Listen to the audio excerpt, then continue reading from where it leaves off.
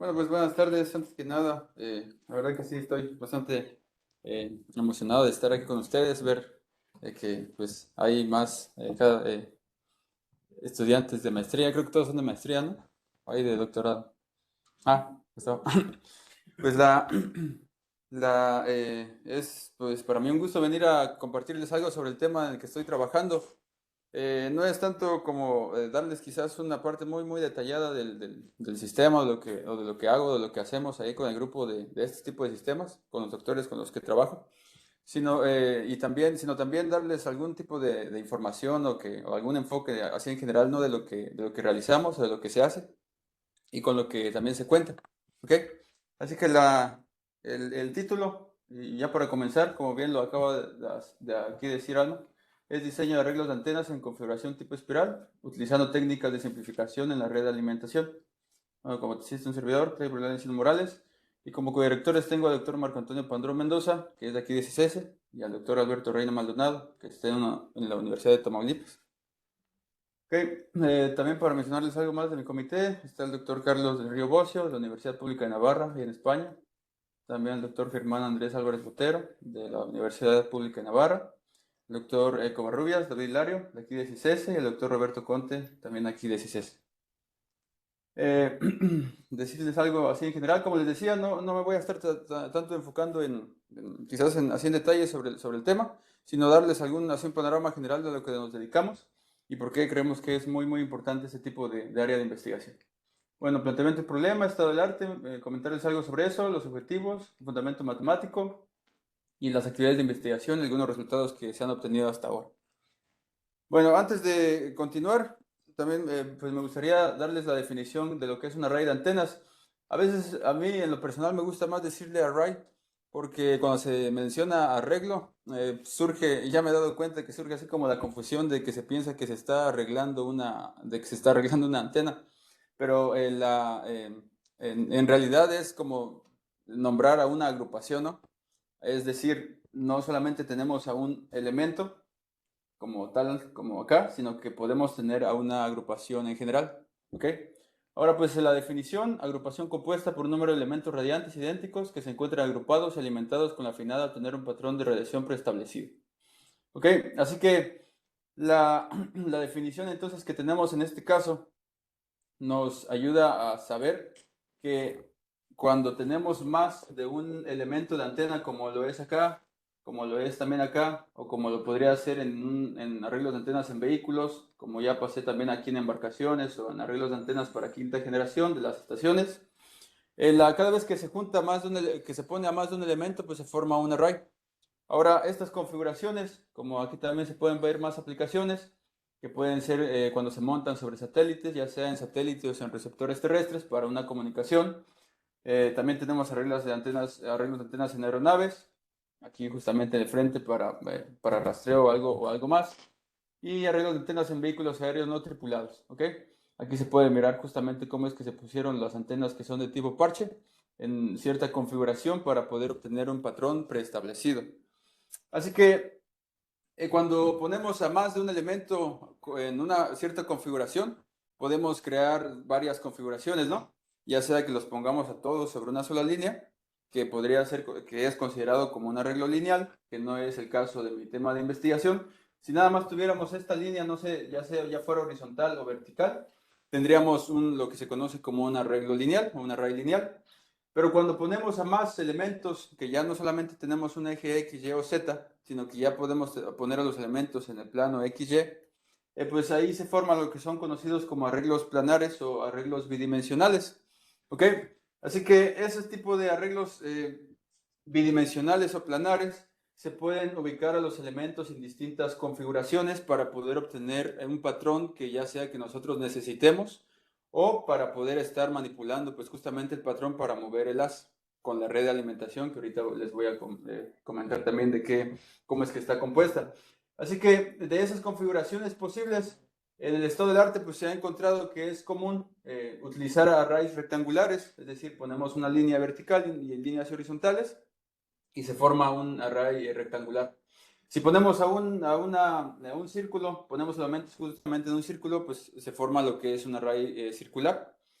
Si ponemos en triángulo, pues un arreglo triangular, y si los ponemos en hexágono, pues un arreglo hexagonal, ¿no? Así que la configuración o la forma en la que pongamos a los elementos es justamente lo que nos va a determinar el tipo de array que estamos nosotros creando. Ahora, cuando ponemos nosotros a los elementos en esta configuración, se forman lo que se conoce también como arrays periódicos. ¿Por qué se les llama periódicos? Porque la distancia que hay entre un elemento y el otro suele ser constante.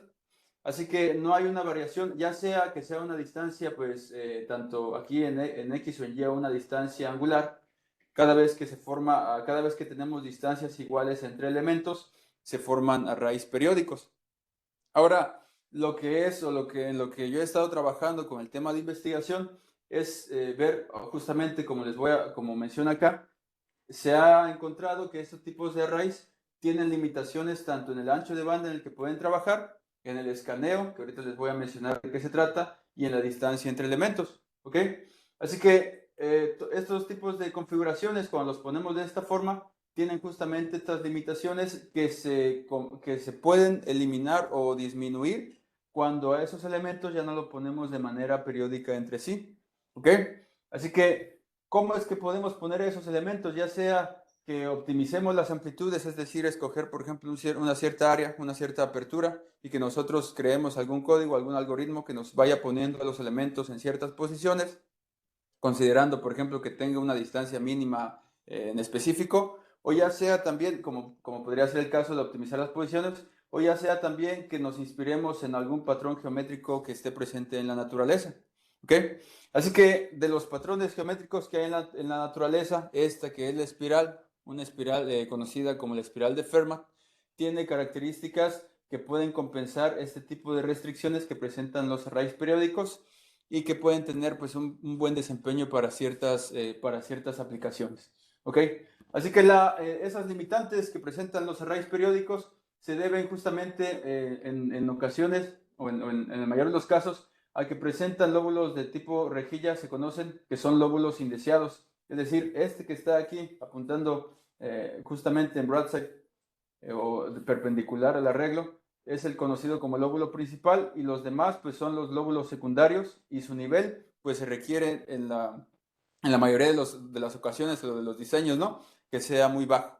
O también que estos tipos de lóbulos que tienen la misma intensidad que el lóbulo principal no aparezcan.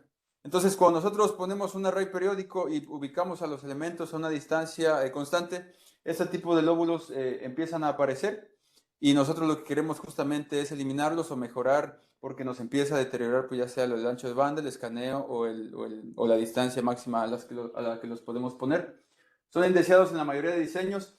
Es cierto también que hay algunos casos en los que esto se toma como una ventaja. Es decir, no siempre es una desventaja que se quiere eliminar.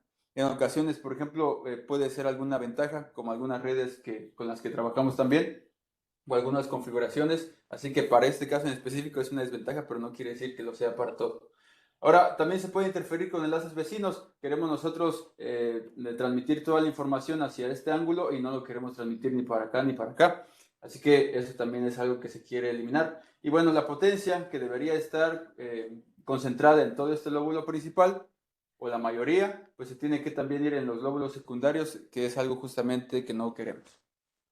Así que también para seguirles mencionando sobre cómo es que está compuesto una red de antenas, estos los estoy poniendo aquí para simular las antenas, que en este caso pues pueden ser antenas parche. De hecho podrían ser cualquier tipo de antenas, ¿eh? Podrían ser las monopolo, las dipolo, las Yagi, las que ustedes, o las que quizás las convencionales, las que ustedes conozcan. El único detalle que nosotros utilizamos acá antenas de tipo parche porque son como que las más fáciles de implementar. Es decir, hacer un array de antenas, no sé, monopolo, dipolo, sería algo más complicado que utilizar antenas de tipo parche, considerando pues las ventajas que tenemos con el software de simulación.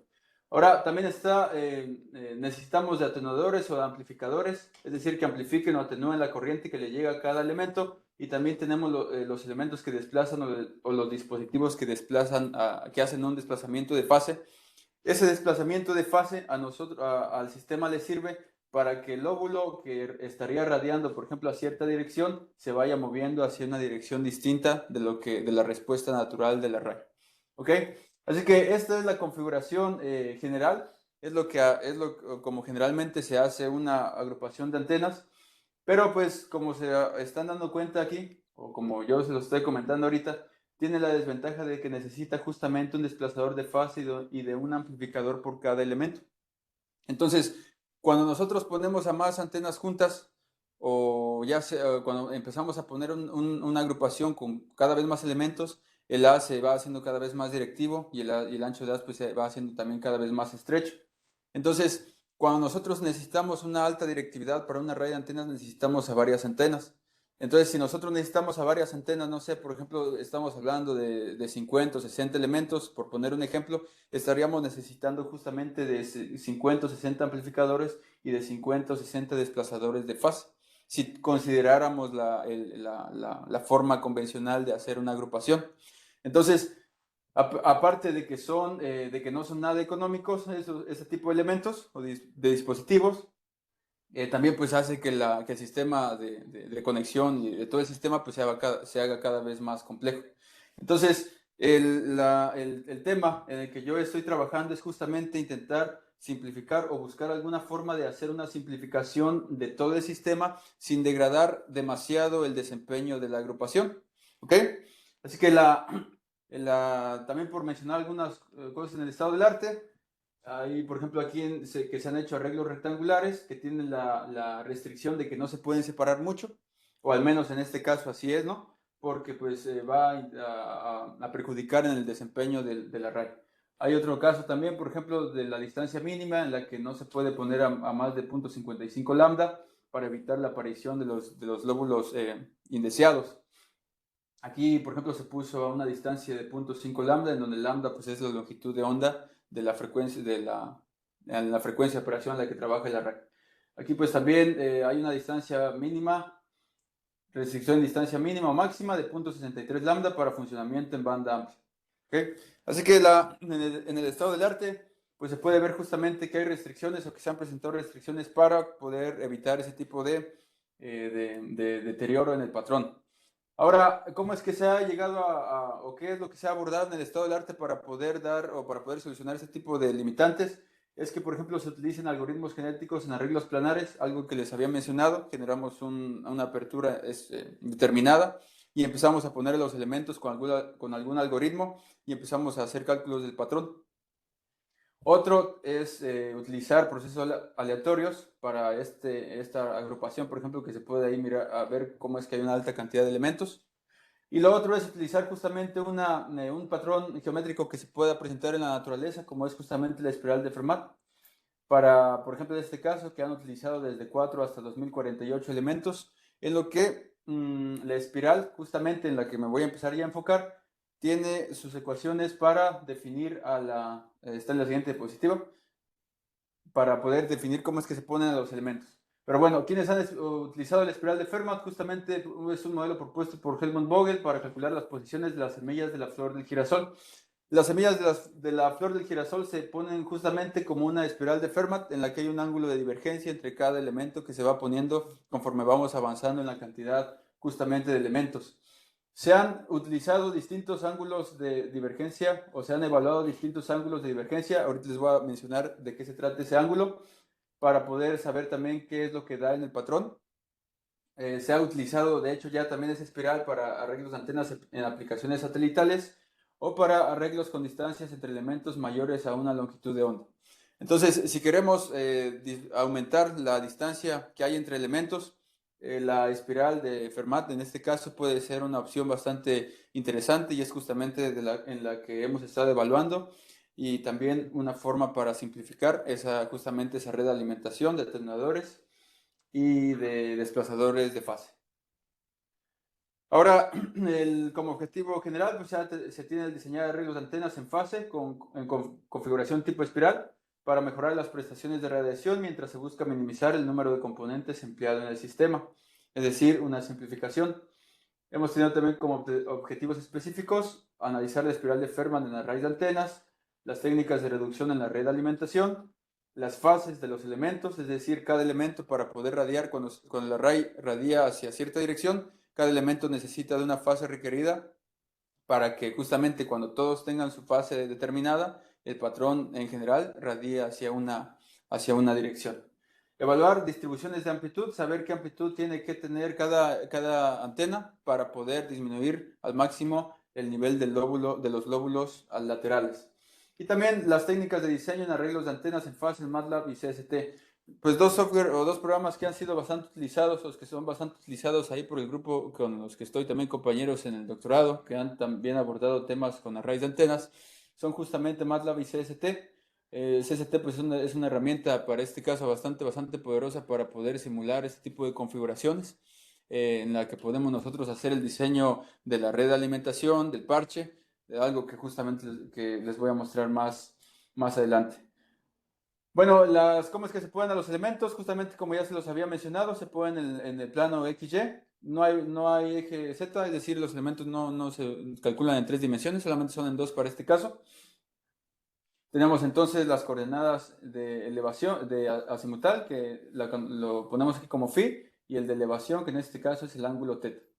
Entonces, el patrón de radiación total de la array de antenas viene calculado como un producto en el que utilizamos el patrón de radiación de un elemento, es decir, del elemento que estamos utilizando en la configuración, y el factor de arreglo que tiene en cuenta diferentes cosas, como es el número de antenas, la amplitud y la fase que lleva a cada elemento, la constante el número de onda, también la posición que tiene tanto en X como en Y ese elemento en el plano XY.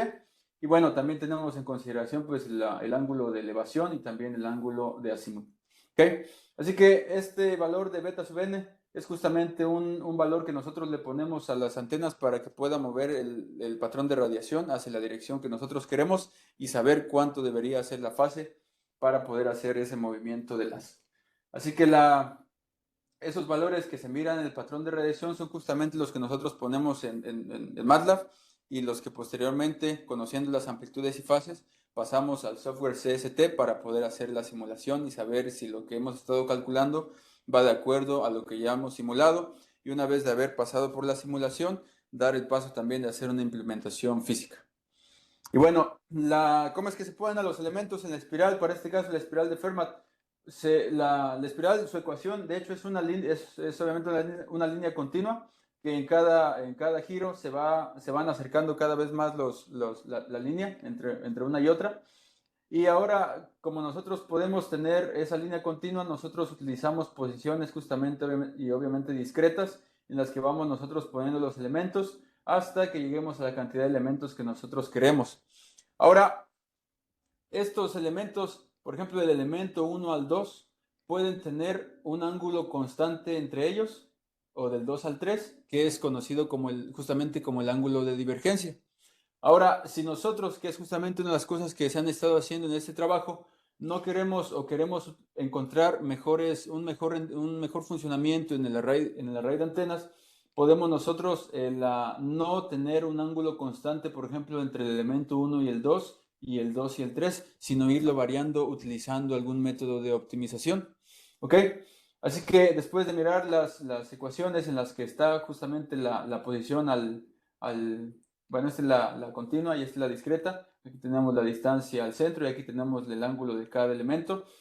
Justamente la forma en la que se agrupan los elementos, o podría decirse como la original, es utilizando el conocido como ángulo dorado, que es aproximadamente 137.5 grados, que tiene pues un montón también de historia con la proporción áurea y demás, ¿no? Pero no me voy a profundizar mucho en eso. Así que una vez que se han puesto los elementos, esta configuración o este array, pues ha estado inspirado justamente en este tipo de espiral para saber qué es lo que hasta qué nos puede entregar. Así que de las cosas que se han estado, o que yo he estado haciendo también, pues en este tema de tesis, es estar utilizando justamente esa espiral o poniendo los elementos de acuerdo a la forma de la espiral para saber qué es lo que nos da, y también buscar la minimización del nivel del lóbulo lateral, el conocido como SLL. ¿Okay? Así que ¿qué es lo que se ha hecho? En este caso lo he puesto en dos columnas. Una es con amplitud uniforme. La amplitud uniforme pues nos daba varias ventajas por el hecho de que es una sola amplitud para todo el array y no se tiene que hacer ahí una variación que pues también causa un poco más de complejidad al sistema de alimentación. y es utilizar justamente ese ángulo, los 137.5 aproximadamente, para ir poniendo elemento por elemento para ese caso. Y el otro ha sido que hemos utilizado pues algún algoritmo de optimización para ir sabiendo si hay otro tipo de configuración que no sea un ángulo constante entre elemento y elemento, que nos dé una mejor o un mejor desempeño que lo que da el ángulo dorado que ya está en el estado del arte. ¿Okay? Lo otro es no utilizar una amplitud uniforme para los elementos, sino utilizar un tipo de distribución que se conoce como el coseno alzado. El coseno alzado es más que nada que los elementos del centro reciben una mayor amplitud que los que están en las orillas. Entonces, eso también, el hecho de que alimentemos así a la agrupación, nos da la posibilidad de que el nivel del lobo lateral disminuya y encontremos un mejor funcionamiento del patrón.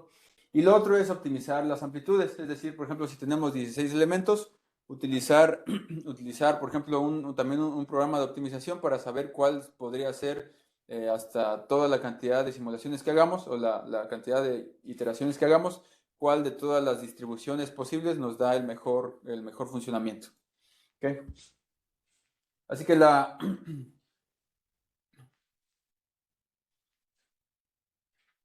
son algunos casos de diseño que se han realizado. Uno es utilizando justamente ese ángulo dorado. Lo otro es lo que les mencionaba sobre optimizar los ángulos. Lo otro es utilizar justamente esa distribución de tipo coseno alzado. Y lo otro es utilizar la optimización de amplitudes. Esto pues ha hecho una evaluación en cada corte. El patrón de radiación pues está en 3 dimensiones.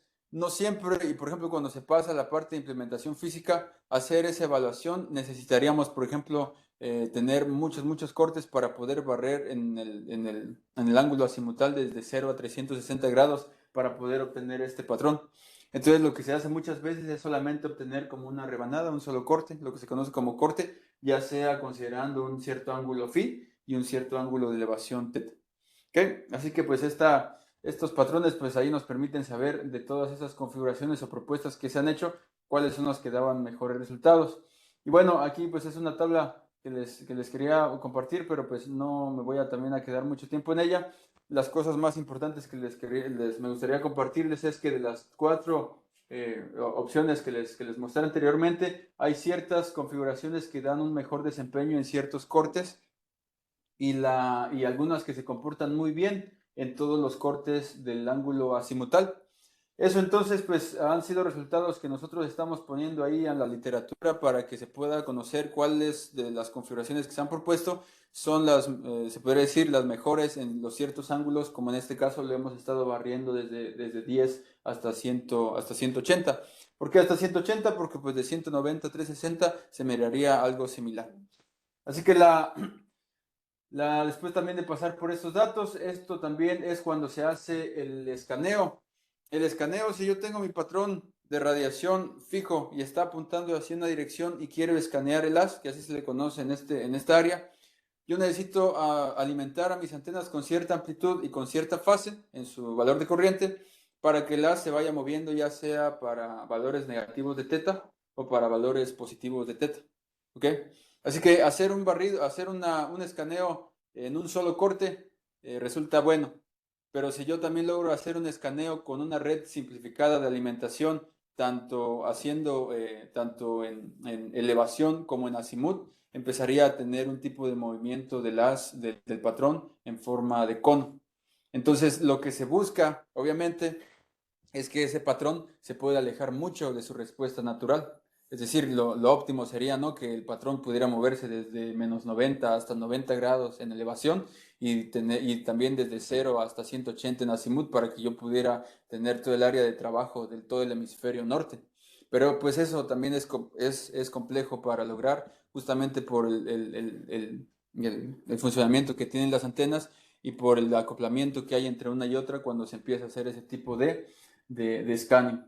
Así que también se presentaron todos estos datos para saber de todas estas configuraciones cuáles eran las mejores para ciertos ángulos, para ver, por ejemplo, aquí que la que menor nivel de lobo lateral daba hasta, por ejemplo, en 30 grados y con un valor fijo del ángulo de azimut, era el caso de la optimización de amplitudes, es decir, una amplitud por elemento para obtener menos 12.36 dB en su nivel del lóbulo lateral. Así que cada una de ellas no es la mejor como tal, sino que algunas tienen ventajas con respecto a las otras, tanto en su simplicidad como en su funcionamiento.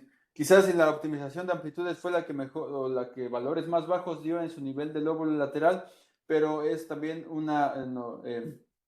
paga uno ese funcionamiento por el hecho de que necesitamos de una amplitud por cada elemento. Entonces ahí ya tenemos un poco más de complejidad, pero mejor funcionamiento. Y en los otros, por ejemplo, tenemos menos complejidad, o tenemos un menor funcionamiento y también tenemos una menor complejidad. ¿Ok?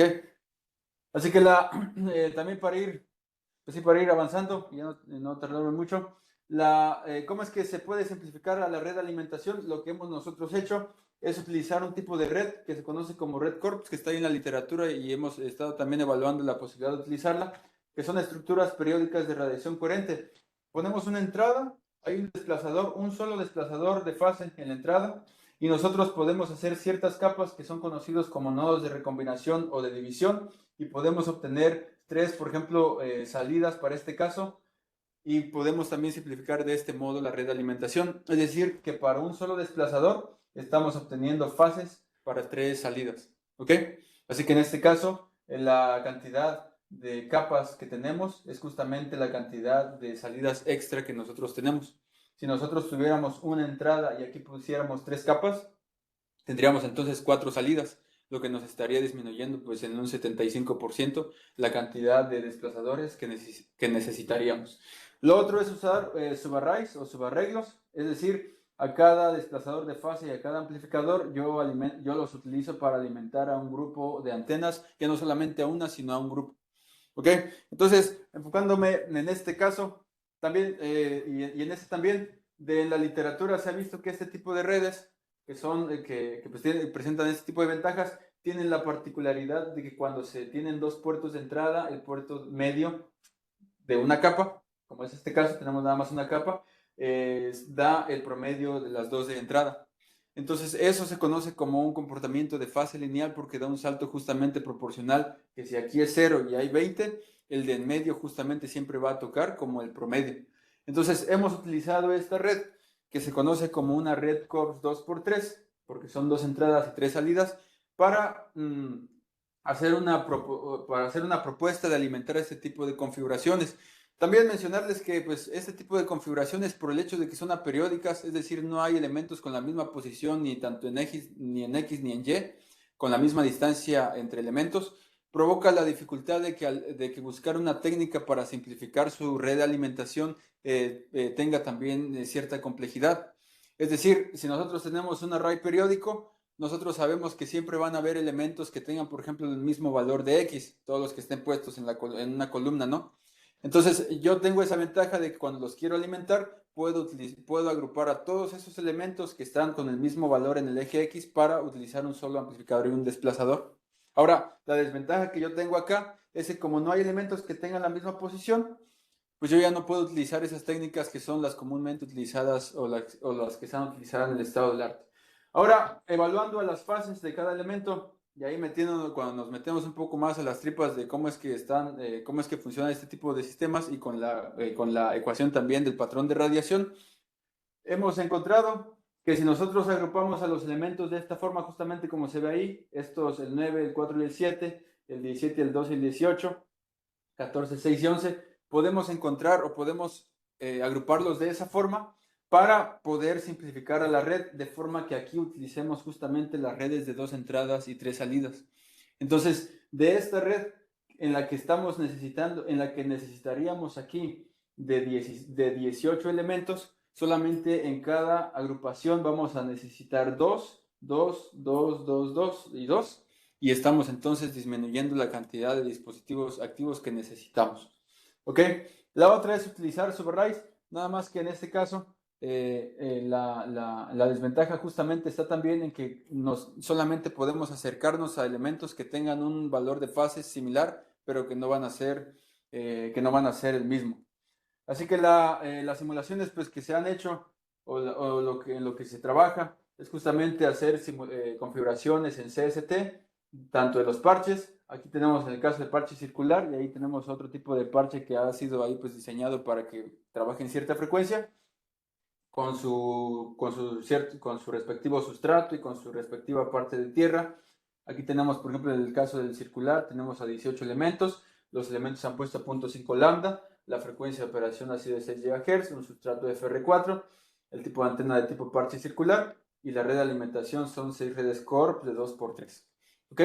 Para el caso siguiente es algo similar, nada más que la diferencia es que aquí utilizamos un parche distinto que tiene un mayor ancho de banda, es la razón por la que se utilizó.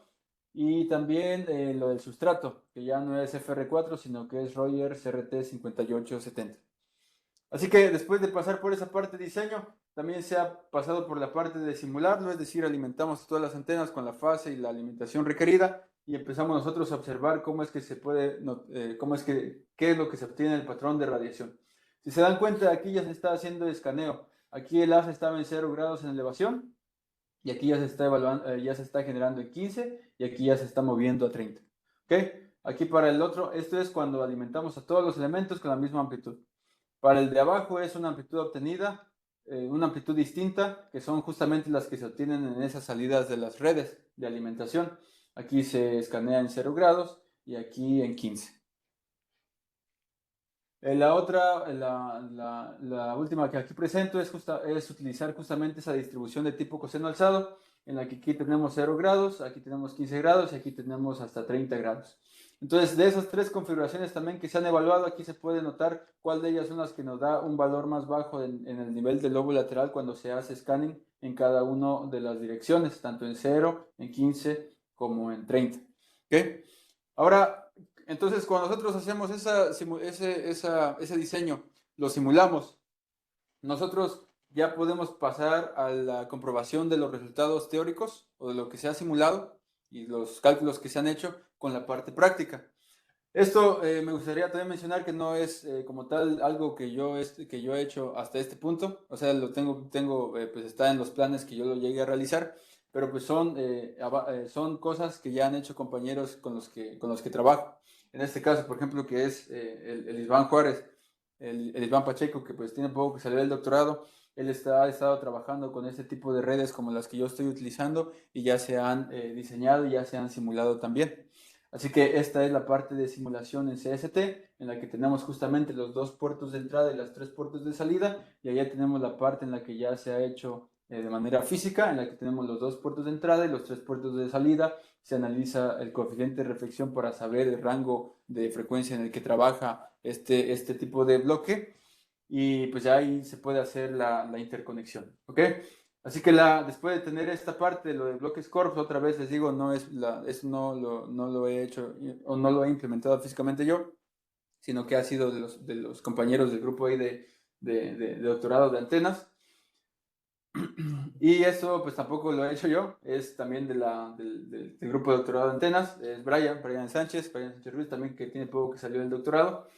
Y aquí está la parte simulada en la que yo estoy y la parte de la implementación física, porque para dar un ejemplo, en lo que él ha llegado, en lo que ha puesto sus conectores, el sustrato, los parches, y en el que ha evaluado también tanto lo que le da en simulación como lo que le da en lo medido, tanto para el coeficiente de reflexión, para saber en qué rango de frecuencias trabaja el arreglo en general, como para obtener el patrón de radiación, como les decía, en un solo corte por la complejidad pues, que tendría obtener el patrón total ya cuando se hace la implementación física. ¿Ok?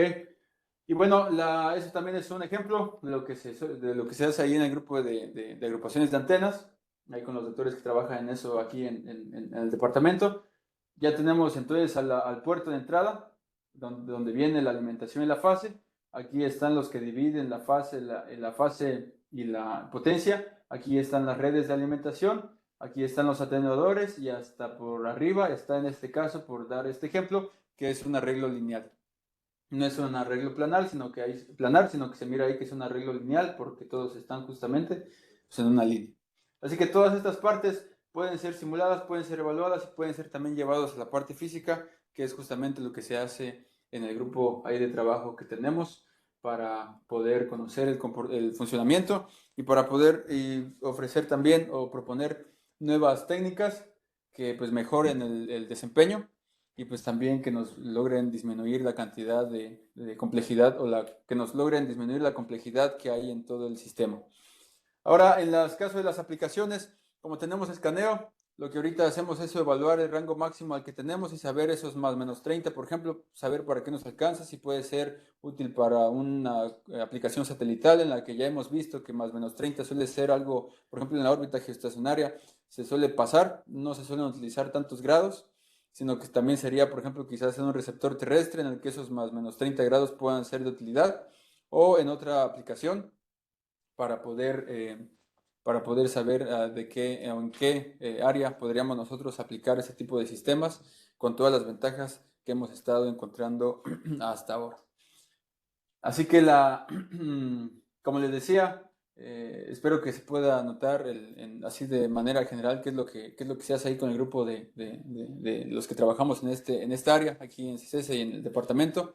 Es decir, proponemos nuevas técnicas, nuevas configuraciones, las simulamos, las evaluamos, las implementamos físicamente, las medimos y vamos haciendo las comparaciones y pues también aportando ahí al estado del arte, a la literatura para que pues para seguir teniendo los avances respectivos. ¿Vale? Así que creo que sería todo. Sí, solo mencionar también, pues en mi caso, pues también tengo planeado validar estas simulaciones que he hecho.